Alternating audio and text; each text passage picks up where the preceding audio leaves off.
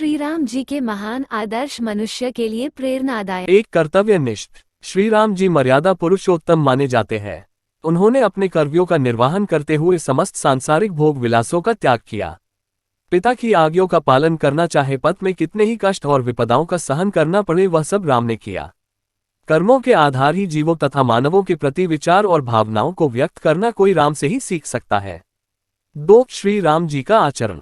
श्री राम जी मधुर स्वभाव एवं सरस भाषी थे। जैसे कि आप सब जानते ही होंगे कि शास्त्रों में वर्णित है कि भगवान श्री राम भगवान विष्णु के अवतार हैं और विष्णु जी ने ही संसार को मार्ग दिखाने के लिए कई अवतार लिए और स्वयं राम भगवान के गुणों से ओतप्रोत है। परंतु आज समाज में लोगों के आचरण में मिलावट आ गई है। ऐसे में हमें भगवान राम के आचरण से पवित्रता सीखनी चाहिए, अपने जीवन में उतारने का प्रयत्न अवश्य करना चाहिए, क्योंकि इस भवसागर को पार करने का एक ही मंत्र है, राम के आदर्शों का पालन करना। 3. माता पिता का सम्मान करना।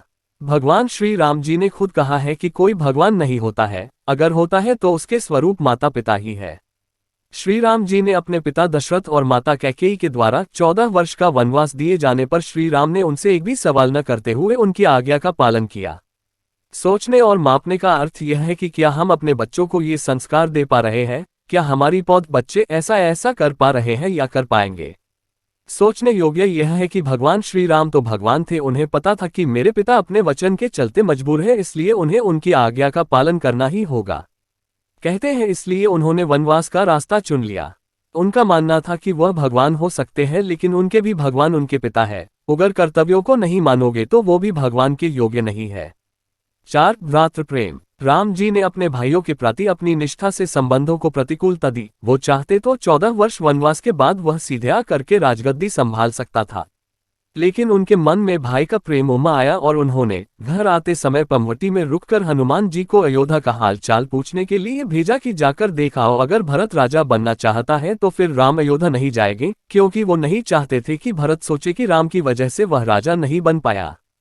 हनुमान जी जब वापस आए और भरत का हालचाल सुनाया तभी राम जी अयोध्या गए। 5. गुरु का आदर करना। श्री राम का मानना था कि इस संसार में माता पिता के बाद गुरु ही भगवान है, वही अंधकार को मिटाकर प्रकाशित करते हैं। गुरु का स्थान व्यक्ति के जीवन में सबसे बड़ा होता है, उस महत्व का शायद ही कोई विवेचना भी नहीं कर सकता। इनके मार्गदर्शन के बिना जीवन में सफलता हासिल करना बहुत कठिन होता है। गुरु ही मोक्ष का मार्ग भी दिखाते हैं और संसार को देखने का नजरिया भी स्थापित कराते हैं। श्री राम इस बात को बाकायदा समझते, इसलिए उन्होंने आजीवन पर अपने गुरु वशिष्ठ की आज्ञा का पालन किया। उन्हें अपना आदर्श मानते हुए आजीवन अपने अंदर उनको ज्ञान के रूप स्थित किया। जरूरत है ऐसे शिष्य प्रथा की और गुरु प्रथा की, तभी जाकर सृष्टि का अस्तित्व स्थापित हो पाएगा। 6. धैर्य का होना। धैर्य का होना हमारे जीवन में महत्वपूर्ण है। धैर्य नहीं है तो न उसका निर्माण हो पाएगा और न ही वह देश का निर्माण कर सकता है। श्री राम जी से सीखने की जरूरत है। रामायण को अच्छे से जानने पर पता चलता है कि श्री राम ने अपने जीवन की कठिन से कठिन परिस्थिति में अपना धैर्य नहीं खोया है, अडिग रहे और अपने कर्म को ही फोकस किया। हर परेशानी में उन्होंने धैर्य से काम लिया।